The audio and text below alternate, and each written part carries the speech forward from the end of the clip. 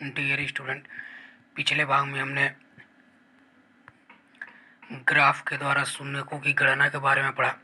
इस भाग में हम बहुपद के शून्यकों और गुणांकों के बीच संबंध के बारे में पढ़ेंगे। पहला है रैखिक बहुपद। रैखिक बहुपद का जो समीकरण होता है वो ax प्लस बी टाइप का होता है, और हमें यह पता है कि जो बहुपद जैसा होता है उसके उतने ही शून्यक होते हैं। रैखिक बहुपद का एक शून्यक होता है, द्विघात बहुपद के दो शून्यक, त्रिघात बहुपद के तीन शून्यक। तो रैखिक बहुपद ax प्लस बी, इसका सिर्फ एक ही शून्यक होगा। तो इसका जो शून्यक होगा वो पिछले भाग में हम बता भी चुके हैं, इसको माइनस बी बाई ए होगा। माइनस बी जो कि अचर पद है यह शून्यक हो जाएगा, और गुणांक, तो इस इक्वेशन से हम गुणांक, तो अचर पद और यक्स का गुणांक, तो यह शून्यक और गुणांक के बीच का संबंध हो जाएगा। अगला है द्विघात बहुपद। द्विघात बहुपद ax square plus bx plus C type का होता है। मान लेंगे अब द्विघात के शून्यक दो होते हैं, तो मान लेंगे माना शून्यक अल्फा और बीटा है। ये शून्यक का एक रिप्रेजेंटेशन है, साइन है। एक इसको बोलते हैं अल्फा, इसको बोलते हैं बीटा।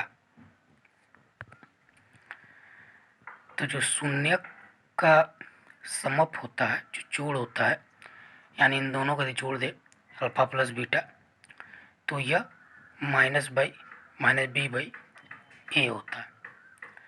माइनस बी अगर इक्वेशन से देखें तो वो यक्स का गुणांक है, तो यक्स का गुणांक अपॉन ए यक्स स्क्वायर का गुणांक।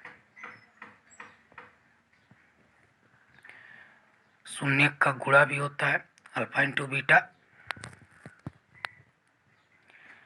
ये होता है सी बाई ए। ये इक्वेशन यदि इसी टाइप का हो तभी हम कंपैरिजन करेंगे। तो ये सी अचर पद कांस्टेंट टर्म अपॉन ए क्या है, एक्स स्क्वायर का गुणांक। तो इस तरीके से द्विघात बहुपद में शून्यकों और गुणांकों के बीच संबंध हो जाएगा। हम त्रिघात बहुपद के बारे में भी जान लेते हैं। मान लिया कोई त्रिघात बहुपद इस तरीके का है, x cube b x square plus c x plus d, और यह त्रिघात है, तो इसके जो शून्यकों की संख्या होगी वो 3 होगी।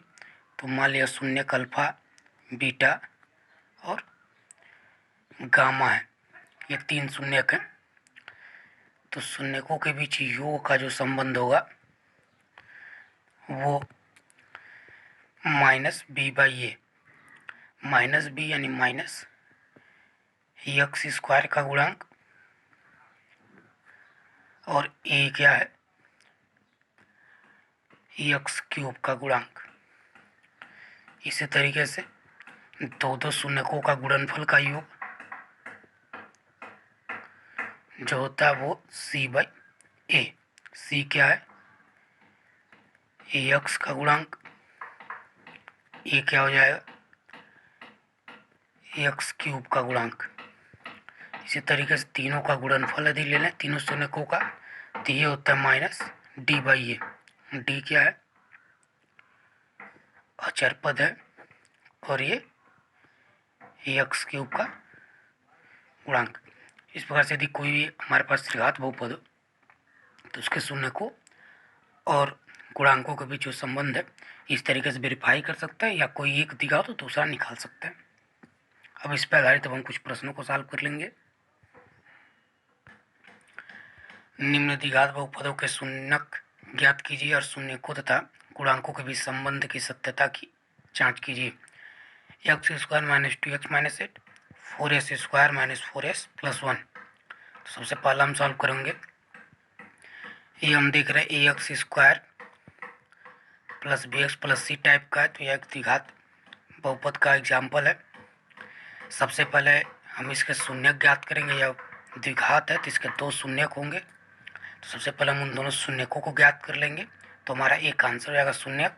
और उसके बाद इसके गुणांकों के बीच जो हमने अभी फार्मूला बताया, उस फार्मूले से इसको वेरीफाई कर लेंगे। शून्यक कैसे निकालेंगे, तो पिछले क्लास में हमने फैक्टराइजेशन मेथड पढ़ा हुआ है, जिससे किसी द्विघात के शून्यक जीरोज फाइंड आउट करते हैं।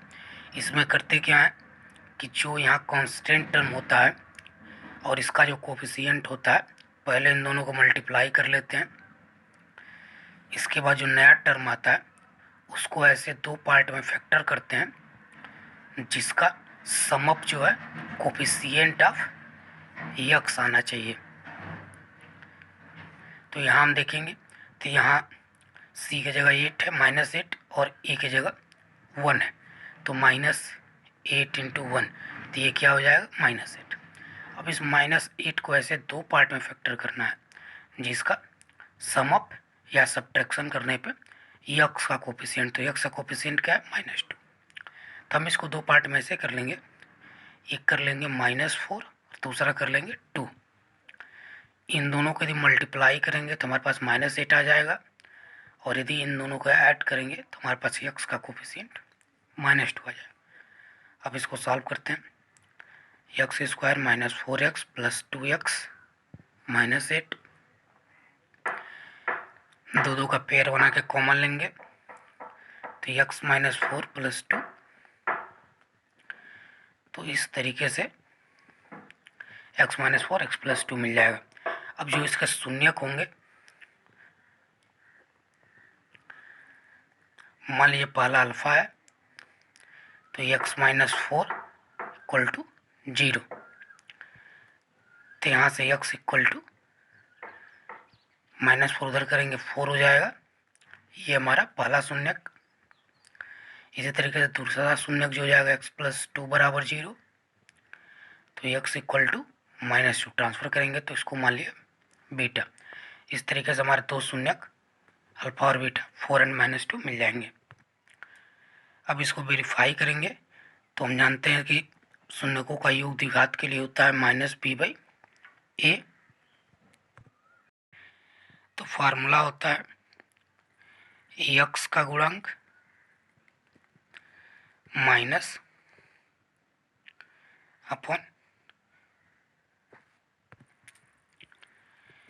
एक्स स्क्वायर का गुणांक।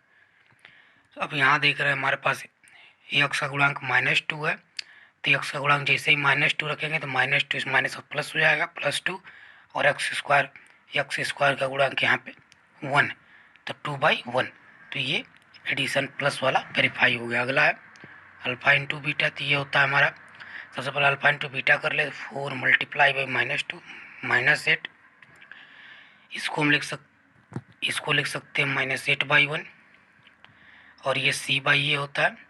c क्या होता है, अचर पद, और ये होता है एक्स स्क्वायर का गुणांक। अचर पद यहाँ देख रहे हैं हमारे पास क्या है, कंपेरिजन का, तो -8, जैसे हम -8 रखेंगे -8 आ जाएगा, और एक्स का गुणांक 1, तो -8/1 आ गया। तो ये फार्मूले से वेरीफाई हो गया और हमने यहाँ निकाल के इसको वेरीफाई किया। तो इस तरीके से शून्यकों तथा गुणांकों के बीच संबंध की सत्यता की जांच हो गई। अगला क्वेश्चन है 4s स्क्वायर -4s प्लस 1। ठीक उसी प्रकार से 4 इंटू 1 का मल्टीप्लाई कर लेंगे 4, और 4 को दो पार्ट में ब्रेक करेंगे, जिसका एडिशन है सब्ट्रैक्शन करने पर यक्स का गुणांक, यह जो बहुपद है यस में है तो यस का गुणांक, तो हम इसको -2 और -2 दोनों को गुणा करेंगे 4 हो जाएगा, और ऐड करेंगे तो यस का गुणांक -4 भी आ जाएगा।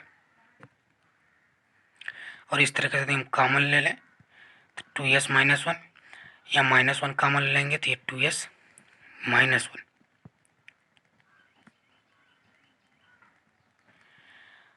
तो और हमारे शून्यक हो जाएंगे 2s -1 इक्वल टू 0, तो s इक्वल टू 1/2 मान लिया अल्फा, तो ठीक दूसरा भी यही हो जाएगा, s equal to 1/2 beta.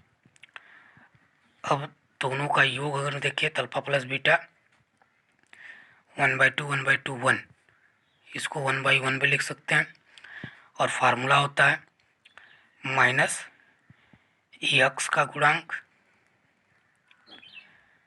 Upon x square का गुणांक।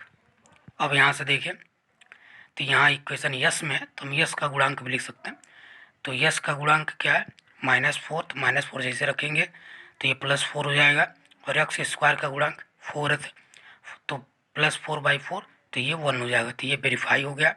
अल्फा इंटू बीटा को वेरीफाई कर सकते हैं। ये 1/4। अब ये क्या होता है अचर पद अपॉन एक्स स्क्वायर का गुणांक। अब यहाँ से देखिए तो अचर पद 1 है तो 1 और एक्स स्क्वायर का गुणांक क्या है 4 तो 1/4। इस प्रकार से ये भी वेरीफाई हो गया। एक द्विघात बहुपद ज्ञात कीजिए जिसमें शून्यकों के योग तथा गुणनफल क्रमशः दी गई संख्याएं हैं। 1/4 -1, दूसरा √2 1/3। इसमें जो पहला है यह योग है, दूसरा जो है गुणनफल है। तो ये पहला सॉल्व करते हैं। माना X square plus B X plus equal to 0 एक द्विघात बहुपद है तथा अल्फा और बीटा इसके शून्यक है। तो सबसे पहला जो दिया हुआ है शून्यकों का योग तो अल्फा प्लस बीटा हो जाएगा 1/4। दूसरा दिया हुआ है शून्यकों का गुणनफल तो अल्फा इंटू बीटा हो जाएगा -1। चूँकि हम जानते हैं कि शून्यकों का जो गुणनफल होता है वो c/a और जो योग होता है वो -b/a होता है। अब यहाँ से कंपैरिजन करके आप जैसे भी सॉल्व करके ABC की वैल्यू निकाल सकते हैं। जैसे ही ABC मिल जाए उस ABC को यदि हम इसमें पुट कर दें तो हमको द्विघात समीकरण प्राप्त हो जाएगा। अब किसी भी एक तरीके से यहाँ से हम कंपैरिजन कर रहे हैं कि मान लिया a = 4, ठीक है। जैसे a = यदि 4 मानेंगे तो यहाँ पुट करेंगे तो b = -1 और यहाँ जैसे 4 रखेंगे 4 इंटू वो -1 तो -4 तो c = -4। इस प्रकार से ABC हमको मिल जाएगा। तो हमारा जो द्विघात समीकरण है ax² + bx + c, तो a की वैल्यू रख देंगे 4, b की वैल्यू -1 तो -x और c की वैल्यू -4। तो इस प्रकार 4x² - -4 अभिष्ट द्विघात समीकरण होगा जिसके शून्यकों के योगफल 1/4 होंगे और गुणनफल -1 होगा। अगला क्वेश्चन है √2 एंड -1/3। ठीक इसी प्रकार से जैसे हमने पहले सॉल्व किया है यहाँ भी मान लेंगे। माना ax² + bx + c = 0 एक द्विघात बहुपद है तथा अल्फा और बीटा इसके शून्यक है। तो पहला जो दिया हुआ शून्यकों का योगफल दिया हुआ है तो अल्फा प्लस बीटा √2 और फार्मूले से होता है -b/a। दूसरा गुणनफल है तो ये हो जाएगा 1/3 और ये होता है c/a। अब इसको आप √2/1 भी लिख सकते हैं। अब आप जैसे भी दोनों से कंपेयर या तो आप a = 1 मान लीजिए तब आप ABC सॉल्व कर लीजिए या फिर a = यहाँ से 3 मान के भी सॉल्व कर सकते हैं जैसे भी।